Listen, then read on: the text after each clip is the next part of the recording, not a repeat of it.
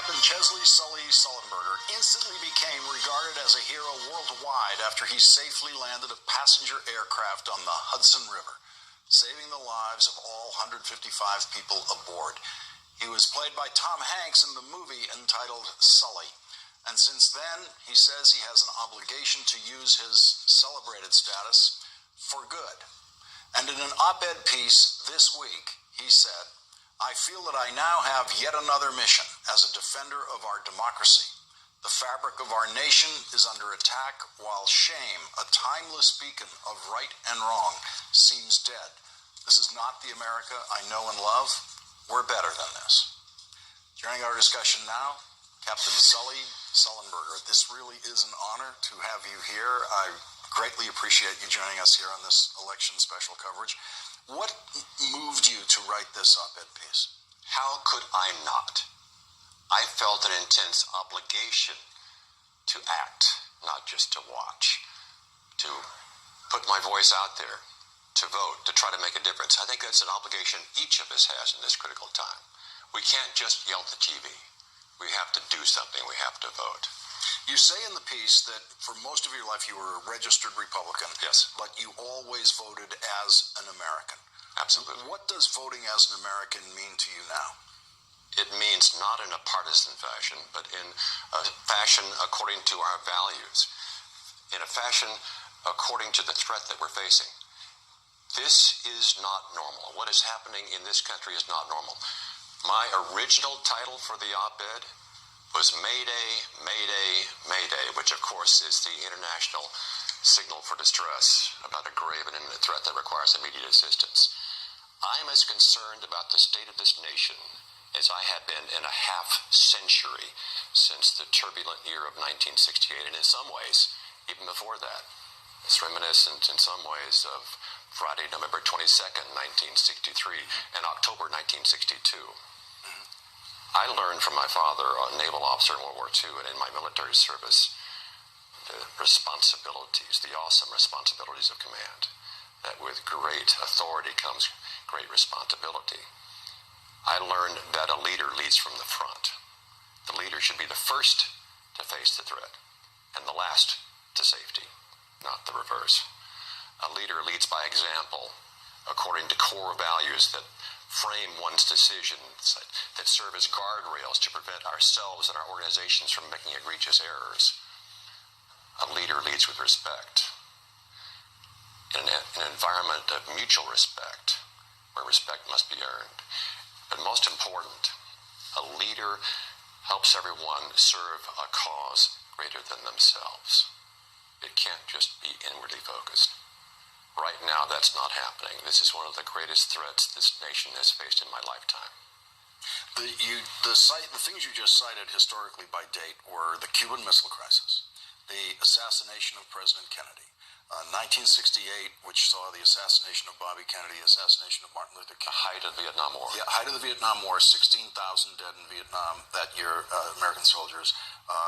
As the darkest experiences of your lifetime and mine. And we can all remember where we were when yes. we first heard about them. And you're comparing this period to that kind of darkness. That is the threat that we face.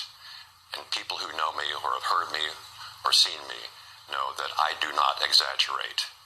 I don't need to.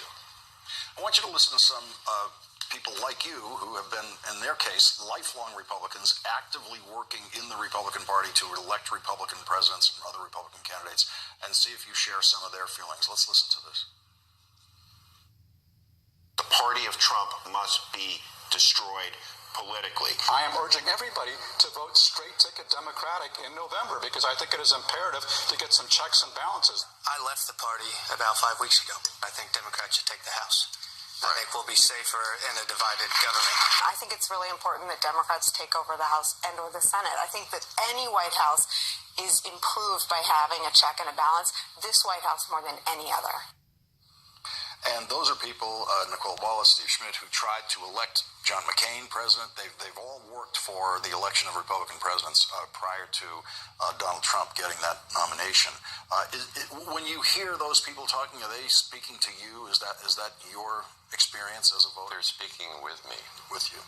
That is my experience. Right now, the majority party in the House and the Senate are not fulfilling their oath of office. They are not acting as a check and balance, and we must replace them with those who will.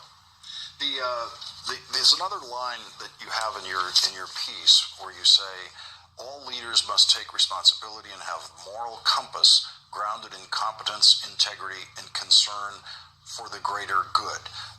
The moral compass seems to be absent. I can't find it when I look at the Republican leadership in Washington now.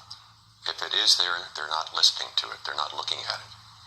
What do you think, if you could have a moment with the President of the United States, if you could have a minute with him, what would you want to tell him about the way he does his job?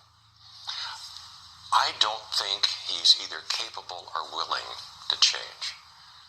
I think he is remarkably incurious and doesn't value learning. Instead of talking to the current occupant of that office, I am talking to the American people. I'm saying, you are the ultimate check and balance. It is up to us, as I said in my piece. We cannot wait for someone to rescue us. We must do it ourselves. Everyone, everywhere, must vote in massive numbers. Your op-ed piece came out after the mass murder in the synagogue in Pittsburgh a week ago today. Did that have an effect on your sense of urgency about this? Yes. I had written this piece in its early forms a month ago. I've been refining it, trying to shorten it since then.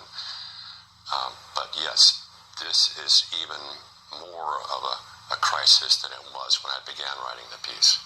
The way we see the president campaigning tonight, I as I said earlier in the show, I can't find something he said that's actually honest on the campaign trail that is truthful, that isn't just utterly false. And so I don't want to present what he's actually saying. And there are people who see that as one-sided, as if and my approach to it is I'm trying to present what we do here on the side of the truth, and that seems to be a new challenge that the likes of which we've never had, and also for voters to sort out truth. It has become much more of a challenge than it used to be. And that's one of my great concerns. And that's why I compared it to these historic events. We're not facing a nuclear annihilation at the moment, but we're facing a more pernicious challenge. This breakdown of the fabric of our society and our willingness to even agree on the same facts. And going forward, you intend, I know you don't want to get into specific candidates, but your suggestion to people is you should be voting against the Republican control that now controls all of Washington. Yes. As a former Republican, I've already voted, and I voted for Democrats. And how uncomfortable is this for you? You've lived your life without being public politically. Most people do. Most people go their entire lifetimes without making a public political statement. And for people who have to do it the first time, I've always noticed that it is uncomfortable and awkward, to put it mildly. Not at all. It's freeing. It's necessary. It's useful. It is my duty. Would you be able to sit back and watch this process and watch this election process without responding to that sense of duty? A lot of people do. A lot of people feel the way you feel, but they don't feel they have a duty to speak publicly. I could not let my silence or civility connote acquiescence. When we get past this election, do you expect to continue to have a political voice, to continue to raise your voice at certain points politically, or have you even felt your way through what that's going to be like? I'll let you know after Tuesday. Okay. We will hear from you when we hear from you on this. Captain Sullenberger, I can't tell you, this is really one of the great honors in the history of this show to have you at this table. I really appreciate you coming in tonight. Thank you, Lawrence. Thank you very much. Really appreciate it. Thanks for checking out